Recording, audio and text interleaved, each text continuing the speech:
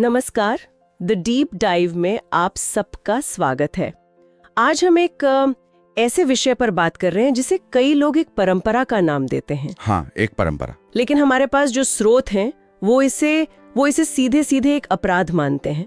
विषय है दहेज। एक लेख की हेडलाइन तो बहुत ही साफ कहती है, दहेज एक अपराध जो परंपरा बनकर मासूम जिंदगियां खा गया। वाह। तो चलिए इस बात की परतें खोलते हैं। बिल्कुल। और ये समझना बहुत जरूरी है कि हमारी आज की जो ये गहरी चर्चा है, ये सिर्फ पैसों या तोहफों के लेन देन तक ही सीमित नहीं है। अच्छा। स्रोतों ने हमें इसे एक अलग नजरिए से देखने पर मजबूर किया है। इसका मनोवैज्ञानिक असर क्या है, इसके कानूनी दांवपेच क्या हैं, और सबसे जरूरी, इसमें हमारे समाज की भूमिका क्या है। एक लेखक तो इसे जहर कहता है, एक ऐसा जहर जो आत्मसम्मान और यहाँ तक कि जान भी ले लेता है। ये जो जहर शब्द है ना, ये बहुत बहुत चुभता है। बिल्कुल। क्योंकि आमतौर पर तो हम दहेज को क्या देखते हैं, एक सामाजिक बुराई या लालच। हाँ, एक लालच, लेकिन जहर जहर तो मतलब धीरे धीरे मारता है। सही बात है। एक स्रोत में इस बात को बहुत बहुत गहराई से समझाया गया है। वो कहते हैं कि ये जहर 3 चीजों पर हमला करता है: लड़की की सांसें, उसका आत्मसम्मान और आखिर में उसकी जान। और इसी बात को दिखाने के लिए एक तस्वीर का इस्तेमाल किया है जिसमें एक दुल्हन जंजीरों में जकड़ी हुई है। वो कोई फिल्मी सीन नहीं लगता, वो उस घुटन की हकीकत को दिखाता है। और ये घुटन सिर्फ शारीरिक नहीं है, यहीं पर बात ज्यादा गंभीर हो जाती है। अच्छा। हाँ, एक दूसरा स्रोत है, वो इस मनोवैज्ञानिक पहलू को और भी खोलता है। वो कहते हैं कि जब हम अखबारों में पढ़ते हैं कि दहेज के कारण आत्महत्या, हाँ पढ़ते हैं, तो हम असल में कहानी का सिर्फ आखिरी पन्ना पढ़ रहे होते हैं। स्रोत एक बहुत बड़ा सवाल उठाता है, क्या ये वाकई आत्महत्या है? मतलब या ये एक ऐसी स्थिति है जहां किसी को मरने के लिए मजबूर कर दिया जाता है? एक मिनट, ये तो पूरी परिभाषा ही बदल देता है। हाँ, मतलब जिसे हम एक दिन का एक दुखद फैसला, एक आत्महत्या समझते हैं, स्रोत उसे महीनों या सालों तक चलने वाली एक प्रक्रिया कह रहा है, एक तरह की हत्या। ये तो बहुत ही गंभीर बात है। हाँ, ये एक बहुत बड़ा वैचारिक बदलाव है जो स्रोत हमारे सामने रखते हैं। और इसी में एक बहुत मार्मिक लाइन है, कई लड़कियां हर रोज थोड़ा थोड़ा मरती हैं जब तक एक दिन पूरी तरह खामोश ना हो जाए। हर रोज थोड़ा थोड़ा मरती है। हाँ, ये रोज रोज मरना ही दहेज का असली चेहरा है। ये तानों से मरना है, अपनी इच्छाओं को मार कर मरना है, अपने आत्मसम्मान को कुचले जाते देखकर मरना है। ये वो हिंसा है जो दिखती नहीं है। बिल्कुल, जिसके निशान शरीर पर नहीं आत्मा पर पड़ते हैं। और जब स्रोत कहता है कि वे पूरी तरह खामोश हो जाती हैं, तो इसका मतलब सिर्फ शारीरिक मृत्यु नहीं है। नहीं, यह उनकी आवाज, उनके सपनों और उनकी पहचान की भी मौत है। ये जो रोज रोज मरने वाली बात है, ये वाकई बहुत परेशान करने वाली है और ये सोचने पर मजबूर करती है कि जब किसी के साथ इतनी लंबी और क्रूर नाइंसाफी हो रही हो, तो क्या हमारे पास उसे बचाने के लिए कोई व्यवस्था नहीं है? मतलब कानूनी तौर पर हम कहाँ खड़े हैं इस मामले में? देखिए, अगर हम सिर्फ कानून की किताबों को देखें ना, तो हमारी व्यवस्था काफी मजबूत दिखती है। अच्छा। हाँ बिल्कुल, हमारे पास 1961 का दहेज निषेध अधिनियम है, डाउरी प्रोहिबिशन एक्ट। हाँ। और वो बहुत साफ कहता है कि दहेज लेना और देना भी दोनों ही अपराध हैं। लेना और देना दोनों।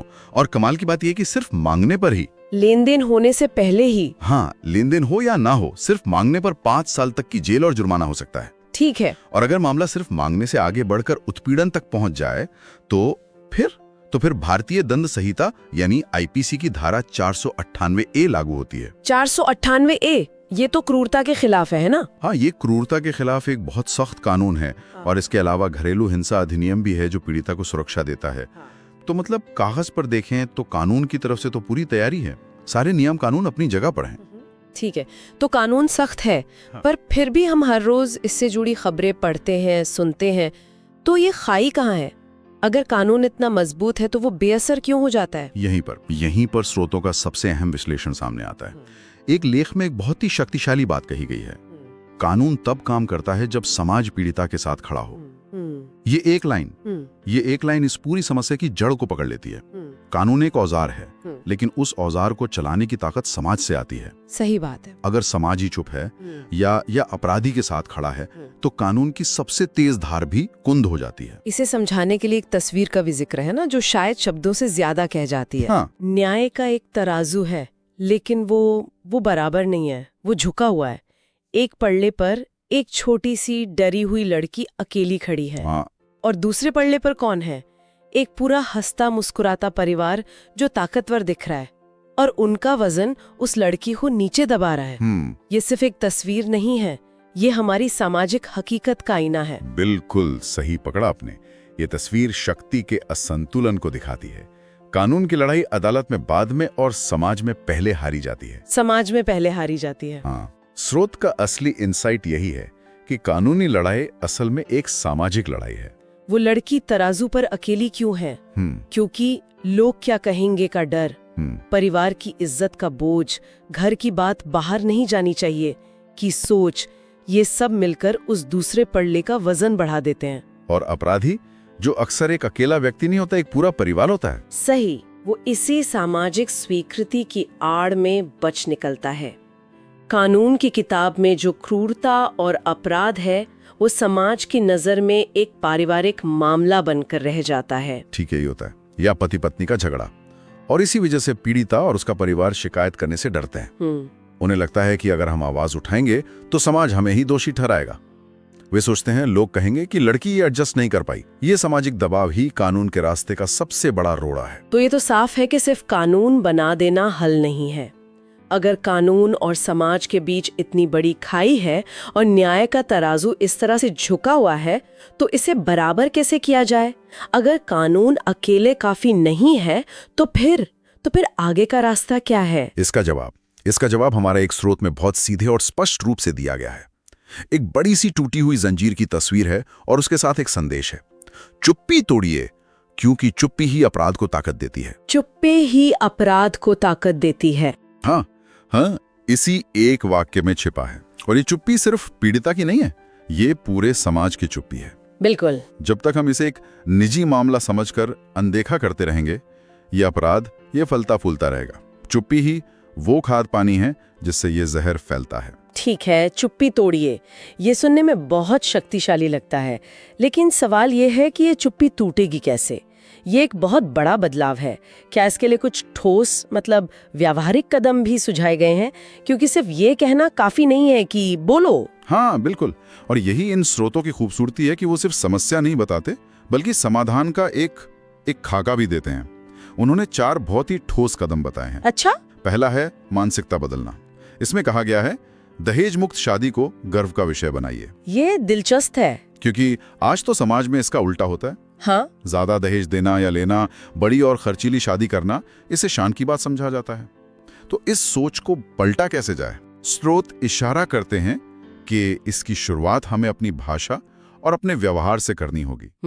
जब हम किसी दहेज मुक्त शादी के बारे में सुने तो उसे अरे लड़के वालों ने कुछ नहीं लिया कहकर हैरानी से ना देखें, बल्कि उसकी तारीफ करें, उसे एक मिसाल की तरह पेश करें। इससे शर्म की नहीं, बल्कि स्वाभिमान और सम्मान की बात बनाना होगा।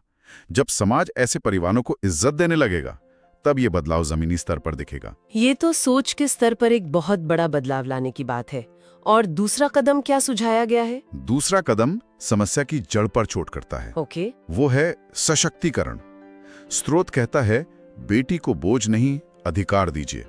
दहेज की प्रथा की नींव ही इसी सोच पर टिकी है कि बेटियां एक जिम्मेदारी हैं, एक बोझ हैं, जिनसे छुटकारा पाने के लिए कीमत चुकानी पड़ती है। लेकिन कई लोग ये तर्क देंगे कि हम तो अपनी बेटियों को पढ़ाते लिखाते हैं, फिर भी समाज के दबाव में दहेज देना पड़ता है। क्या स्रोत इस पर बात करता है कि सिर्फ शिक्षा ही काफी है, या अधिकार का मतलब कुछ और है? और अपनी जिंदगी की शर्तों को खुद तय करने की आजादी। जब एक लड़की आर्थिक रूप से आत्मनिर्भर होती है और उसे ये भरोसा होता है कि उसका परिवार हर हाल में उसके साथ खड़ा है, हाँ, तब वो बोझ नहीं बल्कि परिवार की एक संपत्ति बनती है। तब उसकी कीमत दहेज से नहीं, बल्कि उसकी अपनी काबिलियत और पहचान से होती है। तब शादी उसकी जरूरत नहीं, बल्कि उसकी पसंद बन जाती है। बिल्कुल बिल्कुल सही।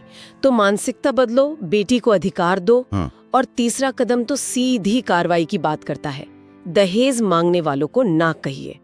ये सुनने में जितना आसान है, करने में शायद उतना ही मुश्किल। बहुत मुश्किल। इसके लिए तो असाधारण हिम्मत चाहिए। ये एक परिवार के लिए पूरे समाज के खिलाफ खड़े होने जैसा है। हाँ, और शायद इसीलिए चौथा कदम सबसे ज्यादा महत्वपूर्ण है। कौन सा? क्योंकि वो इस व्यक्तिगत हिम्मत को सामाजिक ताकत में बदल देता है। चौथा कदम है सामूहिक जिम्मेदारी। स्रोत कहता है पीड़िता की आवाज बनिए। पीड़िता की आवाज बनिए। इसका मतलब ये है कि अगर कोई एक लड़की या उसका परिवार ना कहने की हिम्मत दिखाता है तो ये समाज का फर्ज है कि वो उनके साथ खड़ा हो। इसका असल जिंदगी में क्या मतलब होगा? मतलब एक पड़ोसी, एक दोस्त या रिश्तेदार होने के नाते कोई आवाज कैसे बन सकता है? इसका मतलब है कि अगर आपको पता चले कि किसी पर दहेज के लिए दबाव डाला जा रहा है तो आप चुप न रहें। आप उस परिवार से बात करें, उन्हें भावनात्मक सहारा दें, उन्हें उनके कानूनी अधिकारों के बारे में बताएं।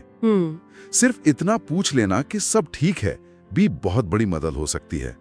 जब अपराधी को यह पता चलता है कि पीड़िता अकेली नहीं है, उसके पीछे समाज खड़ा है, तो उसकी हिम्मत अपने आप टूट जाती है। बिल्कुल। और जब ऐसा होगा तब कानून भी अपना काम असरदार तरीके से कर पाएगा, क्योंकि तब वो डरी हुई लड़की तराजू के पलड़े पर अकेली नहीं होगी।